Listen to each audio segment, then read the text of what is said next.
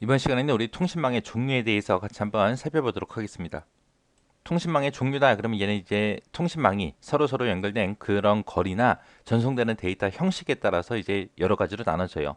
자, 첫 번째 거 랜이요. 랜이라는 건 우리말로 근거리 통신망이에요. 거리가 있긴 있는데 짧다 그 뜻이에요. 한 공간에 한 건물에 있는 컴퓨터들을 싹 다 묶어 놓은 거, 그런 거를 보고 우리가 근거리 통신망이라고 해요. 우리 PC방 같은 데 가면 PC방에 있는 컴퓨터들끼리 다 연결돼 있죠. 그게 근거리 통신망이에요. 만약에 우리 집에 컴퓨터 두 대가 세 대가 있는데 두 대나 세 대가 있는데 그 컴퓨터들이 전부 다 서로 연결돼 있어요. 그게 근거리 통신망이에요. 그래서 얘는 그렇게 근거리 통신망, 가까운 거리에 있는 컴퓨터들끼리 서로 연결시켜 놓은 게 왜 연결시켰어요? 공유할 목적으로 서로 다 연결을 해 놓은 걸 보고 우리가 근거리 통신망이라고 합니다. 그래서 얘는 거리가 짧기 때문에 고속 전송이 가능해요. 고속 전송도 가능하고, 거리가 짧으니까 데이터를 주고받고 할 때 에러도 그만큼 적게 생기겠죠. 이게 이제 근거리 통신망이요. 그 다음에 WLAN이다라는 말이 있습니다. W가 와이어레스에서 무선이에요. 무선. 얘는 무선 근거리 통신망이에요. 해서 무선 접속 장치가 설치된 곳을 중심으로 해서 일정한 거리 안에 있는 기계들끼리 서로 초고속 인터넷을 사용할 수 있는 그런 근거리 통신망을 보고 WLAN이라고 합니다. 얘는 무선 랜 같은 경우 이제 케이블이 필요 없죠. 무선이니까 필요가 없고요. 그리고 설치 장소에도 제한을 받지 않습니다. 무선 랜 우리가 사용하려면 일단 무선 랜 카드 있어야죠. 그리고 무선 접속 장치도 있어야 됩니다. 그리고 안테나도 필요하고요. 이런 게 이제 무선 랜의 주요 구성 요소다라고 그렇게 기억하시면 됩니다. 방금 했던 랜이나 WLAN 같은 경우 이제 근거리죠. 한 건물을 기준으로 합니다. 자, 여기 나오는 이제 맨이라는 거는 우리말로 도시권 통신망이고요. 얘는 말 그대로 도시와 도시를 서로 연결시켜 놓은 그런 통신망을 보고 도시권 통신망이라고 그렇게 불러요. 얘도 거리가 그렇게 멀지 않기 때문에 높은 데이터 전송률을 가지고 있습니다. 그래서 여기서 중요한 거는 이제 도시를 상대로 한다. 그 다음에 WAN이요. WAN은 광대역 통신망이요. 광대역이다 그러면 이제 엄청나게 넓은 지역을 보고 얘기해요. 그래서 국가와 국가 혹은 대륙과 대륙을 하나로 연결시키는 그런 통신망을 보고 WLAN이라고 합니다. 그래서 얘는 넓은 지역을 얘기하기 때문에 비교적 에러율이 높아요. 그래서 여기까지가 이제 연결된 거리에 따라서 그렇게 나눠져요. 그래서 제일 작은 게 랜, 근거리 통신망. 얘보다 더 먼 거리를 연결시켜 놓은 게 맨, 얘보다 더 넓은 게 이제 웬 하고, 이렇게 세 가지가 있습니다.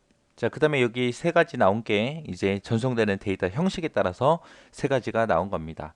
자, 이제 VAN 해서 얘는 우리말로는 부가가치 통신망이라 그래요. 부가가치 통신망이다 그러면 우리가 뭘 생각하면 되냐면은 결제 대행 업체 생각하시면 돼요. 우리 식당 같은 데 가면 카드 긁는 기계 있죠.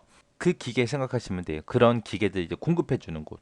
그런 곳은 우리 뭐 통신회선 같은 게 자체적으로 가지고 있는 게 아니에요. 그래서 통신회선 같은 것들을 통신사에서 일단 빌려요.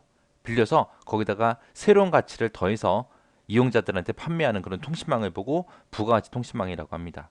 그래서 부가가치 통신망에서는 이 말이 가장 중요한 말이에요. 통신회선을 빌려서 서비스를 제공한다. 이게 가장 중요한 말이요.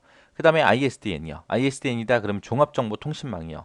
통신망이 있긴 한데 그거를 종합적으로 묶어서 제공해 주겠다라는 겁니다. 그래서 문자가 됐든 음성이 됐든 동영상이 됐든 이런 여러 가지를 디지털화 시켜서 하나의 통신회선으로 전송하는 그런 통신망을 보고 우리가 정업정보 통신망이라고 해요. 그래서 얘는 다양한 종류의 통신 서비스를 빠르고 저렴하게 그렇게 사용할 수 있습니다. 그 다음에 이제 BISDN이요. 여기는 이제 ISDN에다가 B라는 글자가 더 붙은 거죠. B가 이제 브로드밴드에서 광대역이요. 그래서 광대역 종합정보통신망을 보고 BISDN이라고 그렇게 부릅니다. 그래서 BISDN은 광대역 네트워크를 통해서 데이터가 됐든 음성이 됐든 고해상도의 동영상이 됐든 이런 다양한 서비스를 디지털 통신망을 이용해서 제공해주는 그런 고속의 통신망을 보고 우리가 BISDN이라 그래요.